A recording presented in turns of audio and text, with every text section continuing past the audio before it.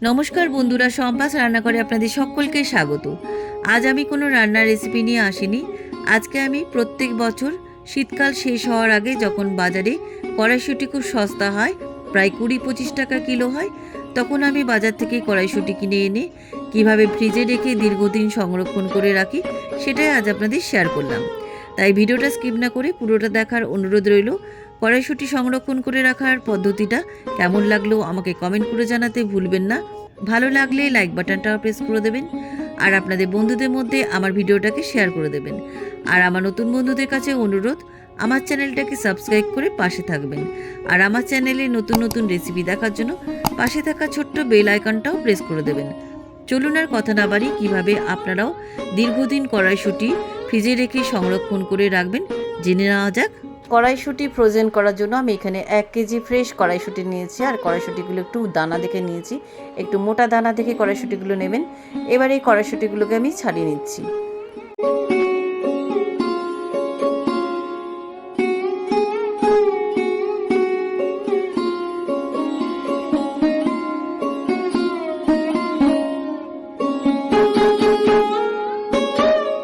সমস্ত কড়াইশুঁটিগুলো আমার ছাড়ানো হয়ে গেছে। দেখুন 1 কেজি কড়াইশুঁটিতে আমার এতটা কড়াইশুঁটি হয়েছে। এবার এই কড়াইশুঁটির পাত্রটাকে সাইডে রেখে দিয়ে ইন্ডাকশানে একটা কড়াই বসিয়ে দিলাম। এবার এই কড়াইয়ের মধ্যে আমি দিয়ে দিচ্ছি 1 লিটার জল।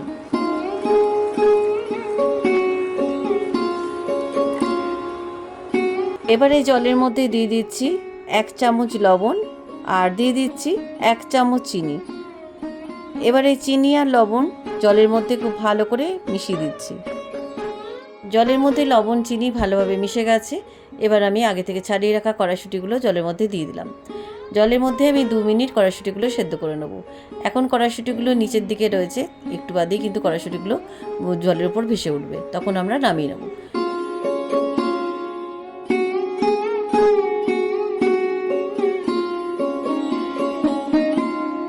দেখুন জলের উপরে কড়াইশুঁটিগুলো ভেসে উঠেছে। এবার এই কড়াইশুঁটিগুলোকে জল থেকে ছেঁকে একটা ছিদ্রযুক্ত পাত্রের মধ্যে তুলে রাখছি।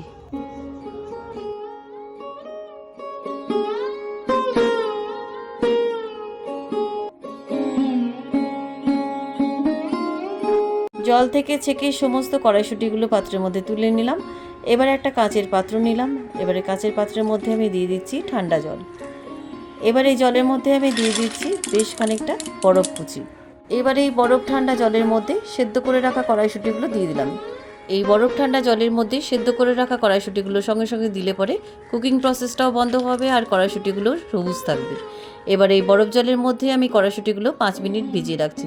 5 মিনিট বাদেই কড়াইশুঁটিগুলো ঠান্ডা হয়ে যাবে। কড়াইশুঁটিগুলো একদম ঠান্ডা হয়ে গেছে। এবার জল থেকে ছেঁকে ছিদ্রযুক্ত পাত্রের মধ্যে তুলে নিয়েছি।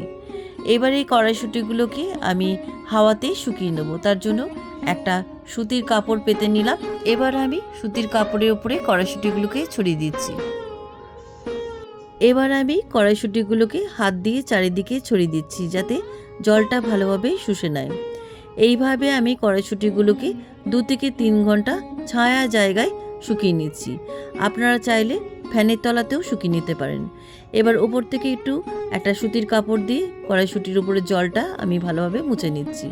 তবে একটা কথা বলে রাখি, কড়াইশুঁটিগুলো কিন্তু রোদ্দুরে শুকাতে যাবেন না, তাহলে কিন্তু কড়াইশুঁটির কালারটা কিন্তু একেবারেই নষ্ট হয়ে যাবে।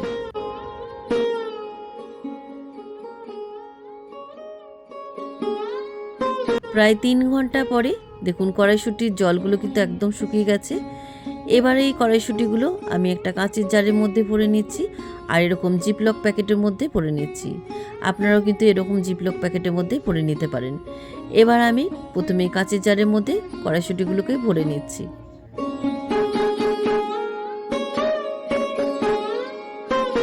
কাঁচের জারের মধ্যে কড়াইশুঁটিগুলো ভরে নিলাম, তবে পুরোটা ভরলাম না, একটু ফাঁকা রাখলাম।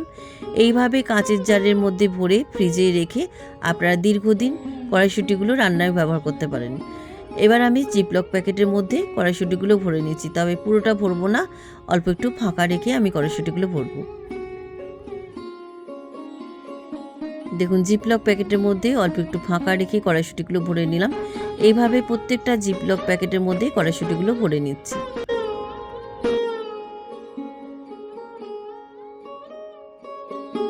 সমস্ত কড়াইশুঁটিগুলো আমার ভরা হয়ে গেছে। প্রথমে তো কাঁচের জারের মধ্যে ভরে নিয়েছিলাম, আর জিপলক প্যাকেটগুলোতেও ভরে নিয়েছি।